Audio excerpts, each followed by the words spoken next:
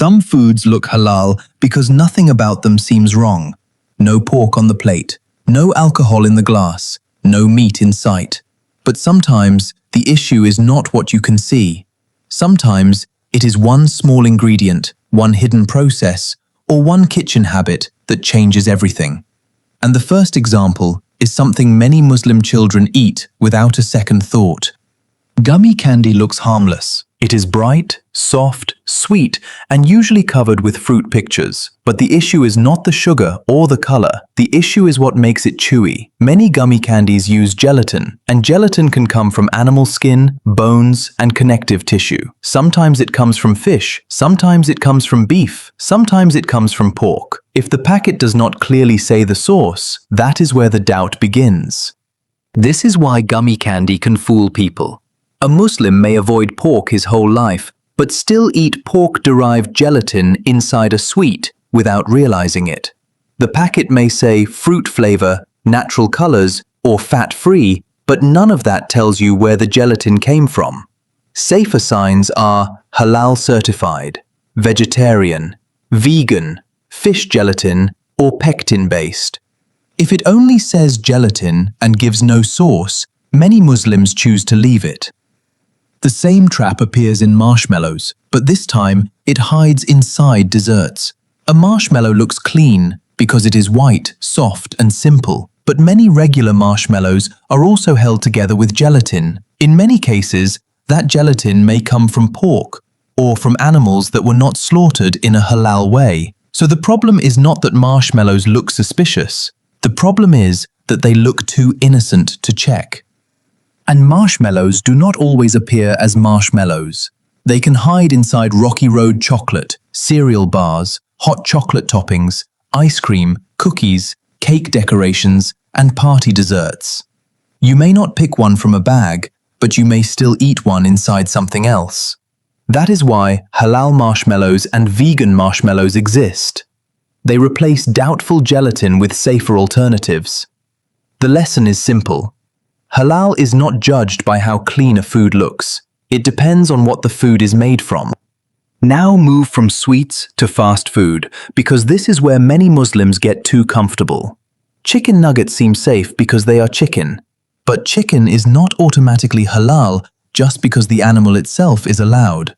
The final food depends on how the chicken was slaughtered, where it came from, what was added to it, and how it was cooked. A nugget is processed meat, coating, seasoning, oil, and a supply chain you usually cannot see. This does not mean every chicken nugget is haram. Halal nuggets exist, certified brands exist, Muslim-owned restaurants exist. But a random nugget from a random fast food place should not be treated as safe just because the menu says chicken. The meat may not come from a halal source. The coating may include doubtful ingredients. The fryer may be shared with non-halal food. So the real question is not, is this chicken? The real question is, was this chicken made halal from the start? That leads to the food Muslims often order when they are trying to avoid meat. Fries feel like the backup plan. The burgers are not halal.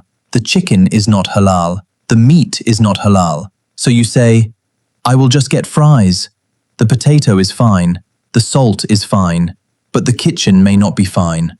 Some restaurants cook fries in the same oil used for chicken, meat, bacon items, or other non-halal foods.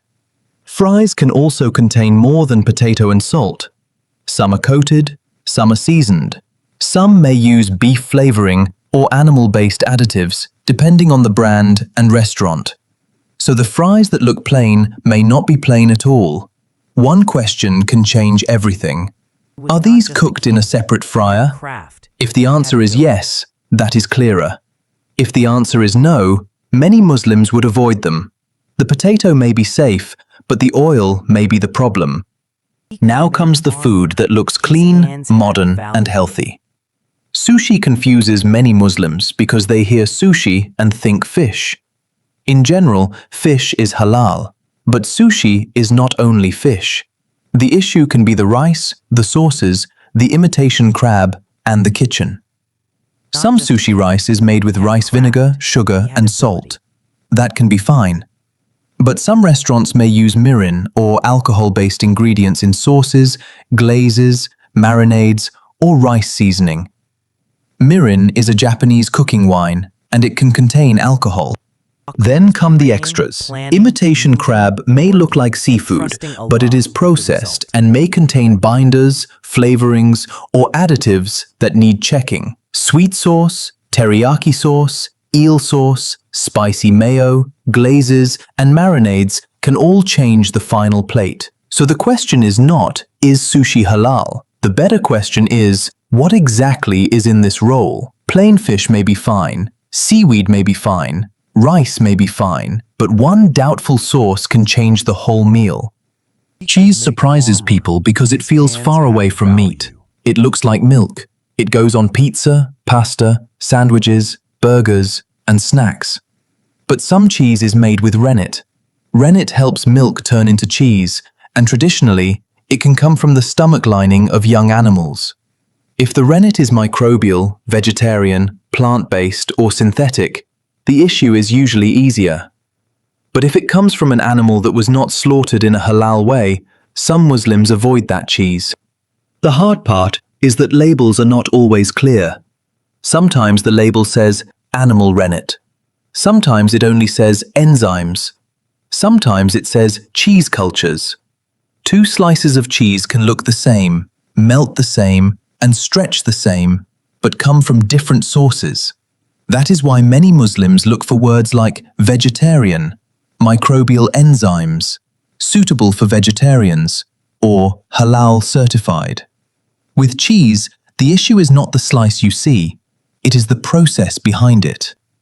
Vanilla ice cream looks even safer. It looks like milk, cream, sugar, and vanilla. No meat, no pork, no obvious alcohol. But the word to watch is vanilla.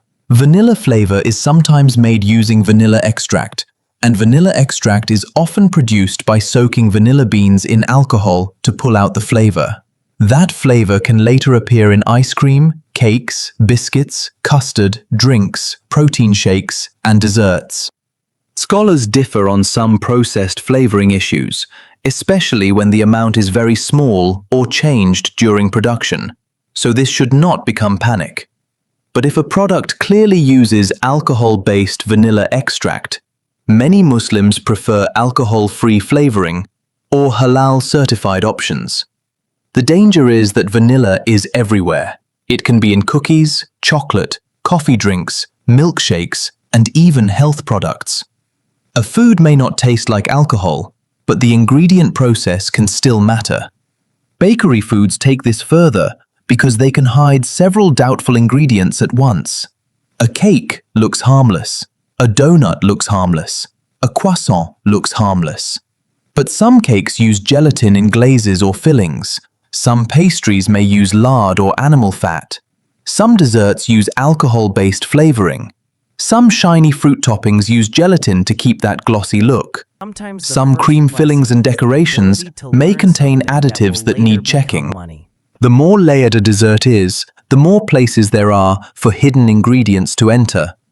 A simple homemade cake with clear ingredients is one thing. A bakery dessert with glaze, cream, filling, decoration, and flavoring is another. This does not mean every bakery item is haram. Many are fine, vegetarian, or halal certified. But guessing is the problem. One small ingredient can change the whole dessert. Instant noodles are another trap because they feel cheap, fast, and simple. You open the packet, boil the noodles, add the seasoning, and eat.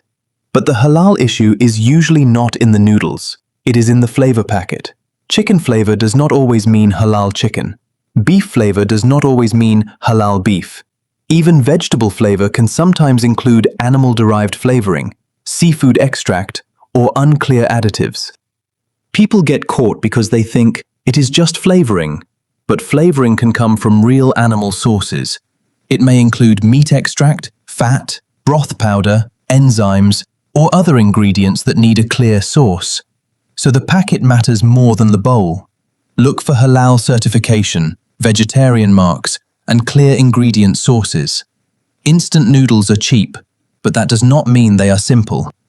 The final food is probably already sitting in your house. Chocolate and candy bars feel normal. Plain chocolate with simple ingredients is often easier to check, but the problem grows when chocolate becomes filled, layered, coated, or mixed with other things. Some candy bars contain gelatin in soft fillings. Some contain marshmallow.